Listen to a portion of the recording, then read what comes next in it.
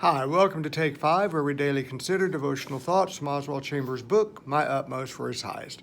Today's March 4th, and today's devotional is titled, Is This True of Me?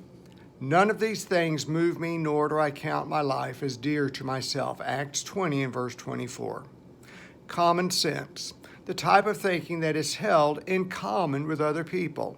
It's made up of core beliefs to life around us that most people deem as best. Common sense is the use of your own thoughts and experiences as to what is considered the best thing to happen.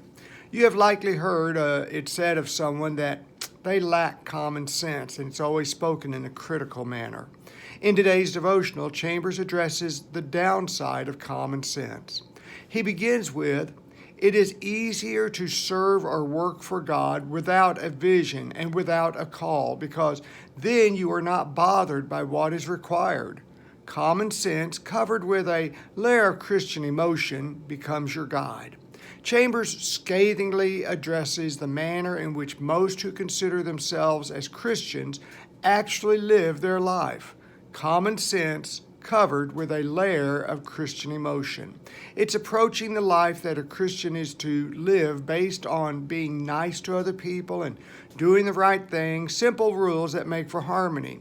Isn't it interesting, though, to remember that Jesus said that he came not to bring peace, but a sword, Matthew 10 and verse 34. Most live for Christ in a common sense way because that is how they were taught to live, and as well, it's how they see others doing it as well. Christ really doesn't make a big difference in their life, for they continue to behave and live just as do the lost all around them. They do not recognize anything in particular being required of them to be a Christian. Their idea of Christianity is a kind of scripture-coded common sense. Dr. Chambers makes a very true statement with, you may be more prosperous and successful from the world's perspective, and you will have more leisure time if you never acknowledge the call of God. It's easier to not be a Christian, for most people around you aren't, but it's more common to think of yourself as a Christian, yet remain in a lifestyle with values and interests just as those who at least truthfully admit that they do not believe.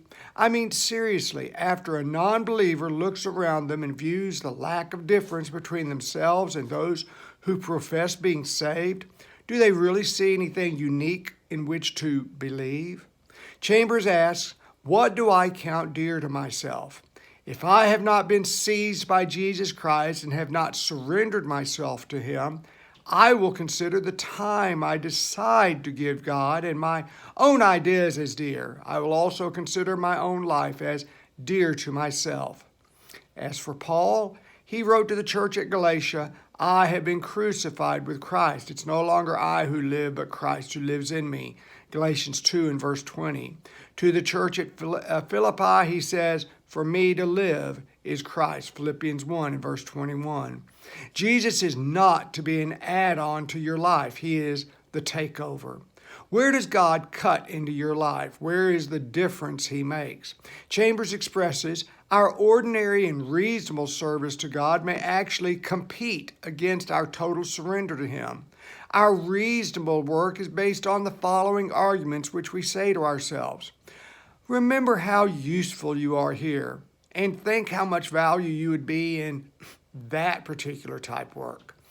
That attitude chooses our own judgment instead of Jesus Christ to be our guide as to where we should go and where we could be used the most. He closes out with, never consider whether or not you are of use, but always consider that you are not your own. 1 Corinthians 6 and verse 19. You are his. If you haven't yet read today's devotional from Dr. Chambers, I encourage you to do so, for it will enhance the time that we spend together. It's available free online.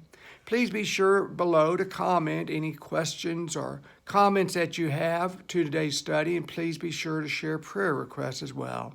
And now may God's grace and peace be ours as we seek to live our utmost for his highest. Thanks for being here today. God bless you. We'll see you tomorrow. Have a great day.